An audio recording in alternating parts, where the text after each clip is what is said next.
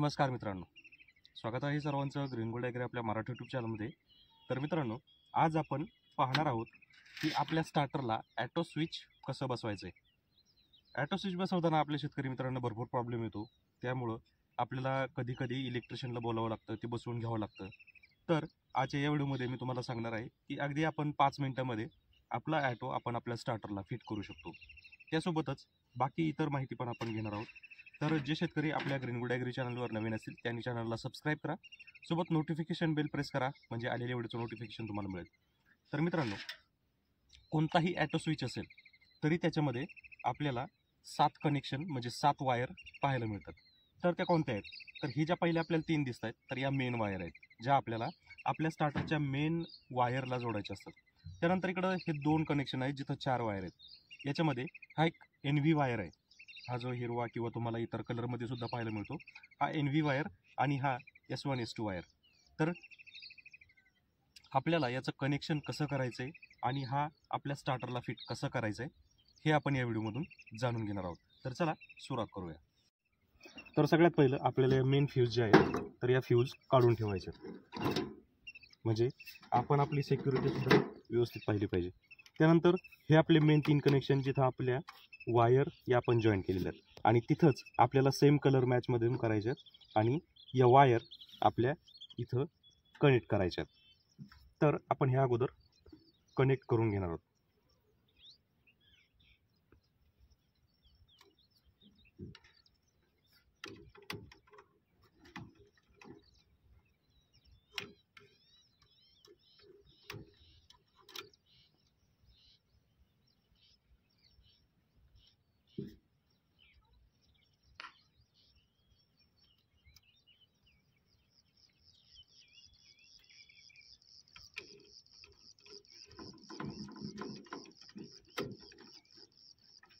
तर इथे पाहू शकता, ही आपण वायर जॉईन केली ब्ल्यू.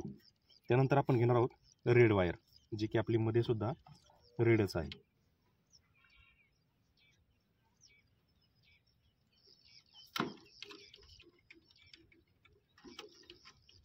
लक्षात असू द्या, आपल्याला फ्यूज काढून ठेवायचे आहेत, कारण जर इन केस लाईट वगैरे जर असेल तर शॉकसुद्धा लागण्याचे चान्सेस असतात. त्यामुळं शक्यतो आपली सेफ्टी अगोदर पाहिजे आणि फ्यूज काढून ठेवायचे.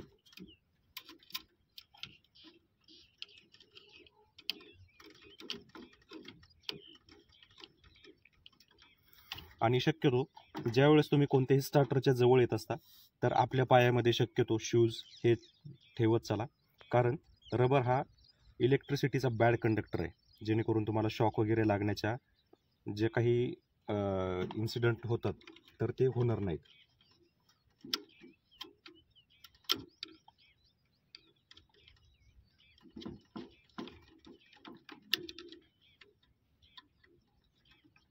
तर अशा पद्धतीनं आपण आपला ब्ल्यू वायर, रेड वायर आणि येलो वायर या त्यांच्या कलरनुसार लावलेले आहेत. आता इथं तुम्ही पाहू शकता की RYB हे आपण या मेन कनेक्शन्सला जोडलेले आहेत. त्यानंतर आता हा आपला ॲटो स्विच आहे, जो की आपल्याला ॲटोवर ठेवायचा असतो. त्याच्यानंतर इथं पहा NV S1 S2. आता याचं काय कनेक्शन आहे किंवा हे कुठं जॉईन करायचं आहे, तर यापैकी काय करायचं आहे की आपल्याला एक S1 वायर आणि एक NV वायर हे आपल्याला दोन्ही जॉईन करून घ्यायचे आहेत. या जॉईन केल्या की आता तुम्हाला पुढचं पण माहिती मी तुम्हाला देतोय की या कशा पद्धतीने जॉईन करायच्यात किंवा यांचं कनेक्शन आपल्याला कुठं जॉईन करायचं आहे. तर आता हे झालं आपलं मेन कनेक्शन. आता जे सेकंडरी आपले जो सप्लाय असतो तर हा इथं P1, P2, P3 आणि P4 हे पॉवर जे आहेत तर इथं आपल्याला हे कनेक्शन करायचे.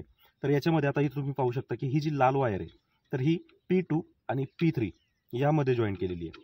तर आपल्याला काय करायचं आहे की P2चा जो काही पॉईंट आहे त्या पॉईंटवर आपल्याला NV वायर आणि एक S1 वायर ही इथं कनेक्ट करायची.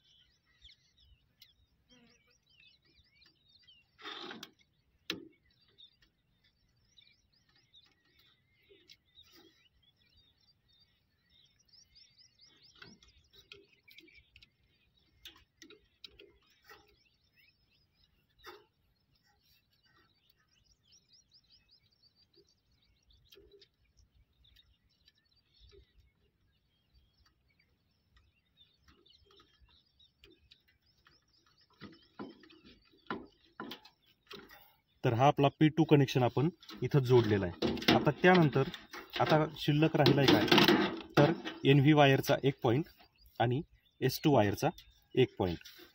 तर आता जो हा NV वायरचा एक पॉईंट आहे तो आपल्याला P3 ला कनेक्ट करायचा आहे, जो की हा ब्ल्यू वायरला जॉईंट आहे.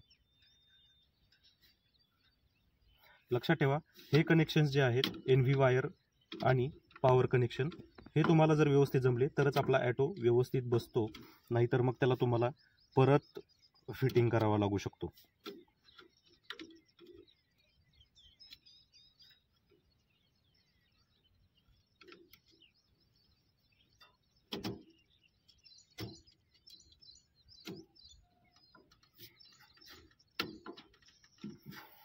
आता राहिली फक्त कोणती वायर, तर S2 वायर ही आता आपली शिल्लक आहे. तुम्ही पाहू शकता की सगळे जे वायर्स आहेत यांचं कनेक्शन हे झालेलं आहे. तर आता याच्यामध्ये आपल्याला फक्त S2 ही वायर शिल्लक आहे आणि ती आता आपल्याला जॉईन करायची. तर ती आपल्याला कुठं करायची, तर P4 मध्ये आपल्याला आता जॉईन करायची.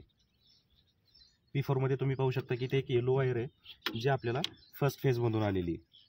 तर ती आपल्याला इथं कनेक्ट करून घ्यायची.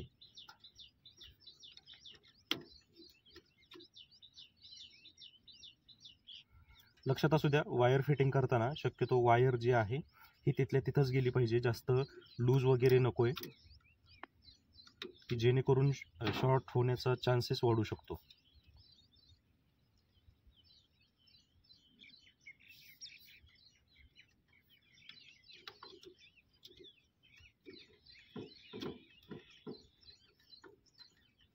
आता हा आपला ॲटो जो आहे हा फिटिंग झालेला आहे, तुम्ही पाहू शकताय. तर आता याच्यामध्ये आपल्याला काय करायचं की व्यवस्थित यांच्या वायर वगैरे ज्या आहेत ह्या व्यवस्थित ठेवून द्यायच्या आहेत. आणि लक्षात असू द्या, कोणतीही वायर ही शॉर्ट व्हायला नको किंवा कोणत्याही कॉन्टॅक्टमध्ये यायला नको आहे. आता हा आपला ॲटो स्विच बसून झालेला आहे, तर आपण आता आपल्या फ्यूज ज्या आहेत या बसवून द्यायच्या आहेत. लक्षात ठेवा, कधीही ॲटो स्विच फिटिंग करताना शक्यतो फ्यूज ह्या काढूनच ठेवायच्यात, शक्यतो नाही काढूनच ठेवायच्यात, नाहीतर नको तो इन्सिडेंट घडू शकतो. आता इथं सध्या लाईट नाही आहे, त्यामुळं इथं तुम्हाला कोणताही लाईट दिसणार नाही. आता इथं पहा, हा मॅन्युअल, त्यानंतर हा न्यूट्रल आहे आणि हा ॲटो आहे. तर आता हा स्टार्टर आपण ॲटोवर ठेवून दिलेला आहे, आपलं कनेक्शन पूर्ण झालेलं आहे. तर अशा पद्धतीनं आपला ॲटो स्विच जो आहे हा फिटिंग करून पूर्ण झालेला आहे. आता ज्यावेळेस लाईट येईल त्यावेळेस हा स्टार्टर ॲटोमॅटिकली चालू होईल. लक्षात ठेवा, याच्यामध्ये काहीही अवघड नाही आहे. पहिली गोष्ट, आपल्याला 3 मेन सप्लाय जे की आपल्याला रेड, ब्ल्यू आणि येलो वायर आहेत. त्यानंतर दुसरे फक्त 4 कनेक्शन आहेत, ज्याच्यामध्ये NV वायर आणि S1 आणि S2. S1, S2 आणि NV वायर जे आहेत ते आपल्याला फक्त पॉवरला लावायचे. ते आपण P2, P3 आणि P4. P2 मध्ये आपल्याला एक NV वायर, एक S1 वायर यांचं कनेक्शन करून P2 च्या कनेक्शनला जोडायची आणि त्याच्यानंतर जी NV वायर आहे ती P3 ला आणि जी S2 ची वायर जी शिल्लक राहते तर ती आपल्याला P4 ला जोडायची. बस एवढंच एक कनेक्शन आहे. हे झाल्यानंतर तुम्ही तुमचा ॲटो चालू करू शकता. आपल्याला ॲटो जो आहे मार्केटमध्ये अगदी 500, 600, 700 रुपयापासून स्टार्टिंग होतो. तर ॲटोचं काय आहे, तर आपण कधीही लाईट जवळ नसलो किंवा आपल्या स्टार्टर जवळ नसलो, आपण शेतापासून जर लांब असू, तर ॲटोचा एवढा फायदा आहे की लाईट आल्या आल्या लगेच चालू होतो. आणि ॲटोमुळे दुसरा एक फायदा असा होतो की आपली मोटर जी आहे ही जळण्यापासून वाचते. कारण ॲटो काम करतो काय, तर ज्या वेळेस त्याला प्रॉपर सप्लाय मिळतो त्यावेळेसच तो मोटर चालू करतो. जर लाईन फॉल्ट असेल तर तुम्हाला या ॲटो स्विचमध्ये तुम्हाला लाईन फॉल्ट जे आहे तर त्याचा सिग्नल इथं लागतो, किंवा जर प्रॉपर करंट जर असेल किंवा प्रॉपर जर लाईट असेल तर इथं हिलतीचं जे काही बटन आहे तर इथं तुम्हाला इंडिकेशन मिळतं. त्याच्यानंतर मोटर चालू झाल्यानंतर ऑनचं सुद्धा इंडिकेशन मिळतं. अगदी छोट्यातलं छोटा सुद्धा ॲटो आपलं खूप महत्त्वाचं काम करतो. तर मित्रांनो, नक्की कळवा हा व्हिडिओ तुम्हाला कसा वाटला. व्हिडिओ जर आवडला असेल तर व्हिडिओला लाईक करा, चॅनलला सबस्क्राईब करा आणि हो, गरजू व्यक्तींपर्यंत हा व्हिडिओ नक्कीच शेअर करा, जेणेकरून सगळ्यांना ॲटो जो आहे हा घरच्या घरी बसवता येईल. फक्त सांगितल्याप्रमाणे जे काही तुम्हाला इन्स्ट्रक्शन्स मी दिलेले आहे सुरुवातीला, की जेणेकरून जिथं आपल्याला पॉवर सप्लाय जो आहे हा पहिला कट करायचा आहे किंवा त्याला ब्रेक द्यायचा आहे, जेणेकरून काही उद्या इन्सिडेंट होऊ नये कोणासोबतही.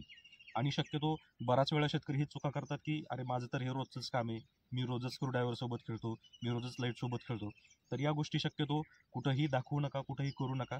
आपले जे काही सावधगिरी आहे ती आपण आपली पाळायची आणि व्यवस्थित नो रिस्क म्हणजे काहीही रिस्क न घेता आपण आपलं काम करायचे. तर मित्रांनो, अशाच व्हिडिओसाठी आपल्या चॅनलवर फॉलो करत राहा आणि नेहमी व्हिजिट करत राहा. नवीन नवीन माहिती तुम्हाला नक्कीच मिळत राहील. तर भेटूया पुढच्या व्हिडिओमध्ये. धन्यवाद.